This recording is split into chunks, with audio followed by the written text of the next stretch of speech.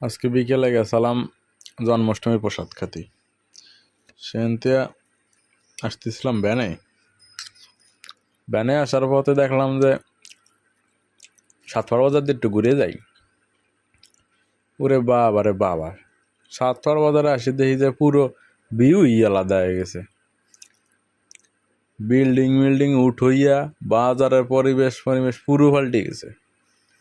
মানুষ খালি থই থই করে চলাফেরা হতেছে। আর ইজি বাইকের কথা কি কও, যেন দিয়ে জাতি চাই সেন দিয়ে এখান ডুয়ে দেয়, যেন দিয়ে জাতি চাই সেন দিয়ে এখান ডুয়ে দেয়।